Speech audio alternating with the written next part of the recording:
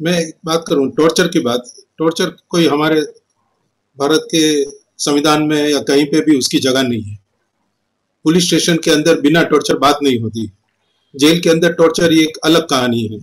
कुछ किस्से हैं जो मेरे सामने आए हैं, जो जस्टिस के लिए या जो इंटरवेंशन के लिए हमारे पास रिक्वेस्ट आई है, तो मैं उसको बहुत डिटेल में नहीं बता पाऊंगा। अगर उसका नटसेल में ये कह सकता हूँ, तो उनके कपड़े भी जला दिए जाते हैं। सूरत का एक लड़का था, ट्रेन में गलत ट्रेन में चढ़ गया था, उसकी बिलासपुर स्टेशन पे उतरा, 1.5 महीने तक गायब, बिलासपुर जेल में आरपीएफ वाले ने डाल दिए। नियम है कि विद इन 24 आवर्स उसको घर में बात कराना, किसी ने कोई बात नहीं कराई। उस लड़के को भी नहीं मालूम था कि मेरा ये अधिकार है। उसके घर में दाह संस्कार भी हो गया कि ये खत्म हो गया करके, इस तरीके की बात भी आई और उसके संस्कार भी हो गए।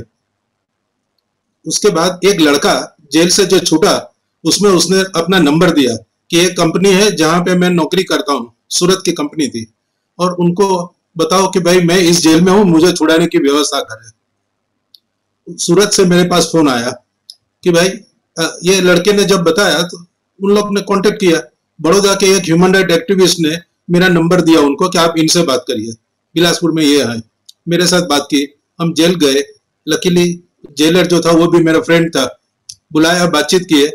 मैं रिजल्ट उसको बता रहा हूँ। रॉन्ग ट्रेन में बोर्ड करने के कारण उसने उतर गया, गलत टिकट है, तुम जा रहे हो इधर, तुम्हारे पास यहाँ उतरने का अधिकार नहीं है, ऐसा कुछ झूठा मूठा। उसके पॉकेट में पैसे थे, वो भी ले लिए गए। उसकी टिकट जो थी वो भी कोर्ट में अपना ये जेल में जमा हुई थी। जब रिटर्न किए तो हमने कहा इतने पैसे दिए थे, इतना ये था, मेमो है। तो बोले सब मेमो तो कागज होता है, उसको भूल जाइए, ये छूट रहा है वही बहुत बड़ी बात है। This is the statement of A jailer. अब मैं आगे उसकी बात दूसरी नहीं कर रहा हूँ। उसके जूते तक जला दिए गए थे। और फिजिकल टॉर्चर तो अलग बात है, मारपीट करना अलग बात है। काम करवाना, जो सीनियर कैदी है कि भाई तुम आए हो, तुमको ये काम करना पड़ेगा, उनको फिजिकली एक जैसे कहे बॉन्डेड लेबर जैसा ट्रीटमेंट होता है। अब जैसे कारिया साहब ने बात किया, 3 महीने में जेल में आपके डिस्ट्रिक्ट मजिस्ट्रेट को जाना है, जाते हैं। हमारी एक वेबिनार में आए थे भट्ट साहब, उन्होंने कहा कि हमारी ये मजबूरी है कि हमें इंफॉर्मेशन देके जाना पड़ता है, ऑल ऑफ ए सडन हम जा नहीं सकते, और इंफॉर्मेशन देके जाते हैं तो हमारे लिए सब चीज बराबर है। और कैदियों को भी धमका दिया जाता है कि किसी ने मुंह खोला तो साहब तो चले जाएंगे, तुमको यहीं रहना है। This is the reality in which we are living. मैं टॉर्चर की बात आई, जो 2-3 जगह बात हुई टॉर्चर की, जो कस्टोडियल डेथ की भी बात हुई, उसमें उन्नाव का घटना हमें नहीं भूलना चाहिए। पुलिस स्टेशन के अंदर इसलिए उसके फादर को पीटा, लड़की के फादर, कि उसने एफआईआर फाइल की थी, और FIR was against an MLA. क्या उसका नाम है अभी भूल गया हूं मैं। उन्नाव की घटना है ये, काफी चर्चित केस भी हुआ है।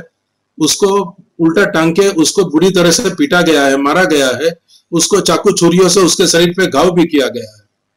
और हम जब इसकी एक तरफ रखें, इंटरनेशनल लेवल में हम क्या बात करते हैं, मैं उसकी एक बात कर रहा हूं। मैं 3 मई, मेरे ख्याल से इट इज 2017, 3 मई 2017, 27 periodical review of United Nation में ह्यूमन राइट का, जो हर 3-4 साल में एक बार होता है, वहां पे Indian delegation led by Mukul Rohatgi 3 मई को वहां बोल रहा है, torture is alien in our country, torture is alien. और महिलाओं की हत्या की बात करें, रेप की बात करें, उसमें उन्होंने दिया कि महिलाओं के अधिकार को हम लोग बहुत रिस्पेक्ट करते हैं, बेटी बचाओ बेटी पढ़ाओ, ये हमारा राष्ट्र का एक बड़ा स्लोगन है, वी रिस्पेक्ट वुमेन्स राइट। और उसके बाद क्या क्या घटनाएं हुई है आप देखिए, इंडिया जस्टिस रिपोर्ट, ये घटना को सब पूरा आपको जिसको कहे कि ये सच्चाई को खोलती है। एनसीआरबी रिपोर्ट देखिए, 88 wraps per day on average, ये 2019 की एवरेज है। 2020 में घट के 78-79 पे आया है। मगर 78-79 रेप पर डे, और फिर हम बोलते हैं कि हम बेटी बचाओ बेटी पढ़ाओ करते हैं, ये यूनाइटेड नेशन में बोलते हैं। तो हम तो शॉर्ट में ये कहेंगे, बहुत सारी चीजें हैं जो जमीनी हकीकत दूसरी है, कागजी हकीकत दूसरी है। आरटीआई इज ए टूल जिसको हम लोग को सही तरीके से उपयोग करना चाहिए। और मैं लास्ट में जयंत दास जी की बात से थोड़ी डिस्कस करके मैं उसको खत्म करूंगा।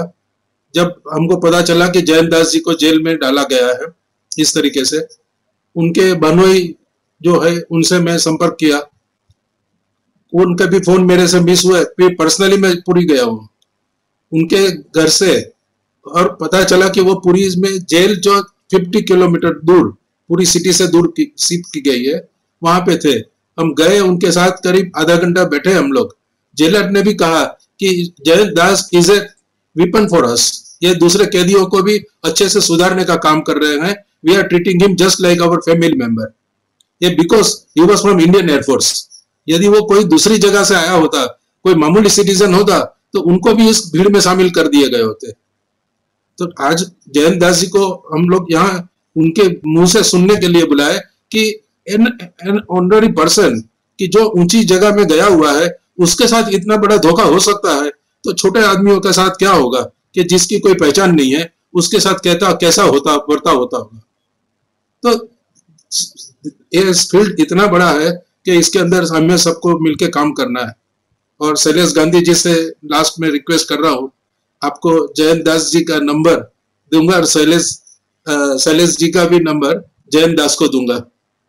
उन्होंने मुझे स्पेशल रिक्वेस्ट किया कि शैलेश गांधी जी से मुझे 5 मिनट फोन में बात करना है। मैंने कहा साहब आएंगे वहीं आप बात कर लेना। तो this is what I mean to say. सभी साथियों को नमस्कार। लेट अस होप कि बिजनेस राइट में हम लोग कुछ कर पाए। धन्यवाद सर। धन्यवाद प्रवीण सर, और आपने अपने महत्वपूर्ण अनुभव शेयर किए। और कार्यक्रम में आगे चलते हैं और श्री नित्यानंद मिश्रा जी हमारे जबलपुर हाई कोर्ट में वरिष्ठ अधिवक्ता हैं, वो इस विषय में अपने विचार रखें कि कैसे आरटीआई से जोड़कर अपन इसमें कुछ कर सकते हैं। और साथ में उनके अनुभव तो होंगे, क्योंकि वो प्रैक्टिसिंग एडवोकेट हैं, तो जेल से संबंधित ऐसे बहुत सारे मामले, तो अपने अनुभव। स्वागत है मिश्रा जी। धन्यवाद शिवानंद जी। सभी सीनियर्स को मेरा नमस्कार।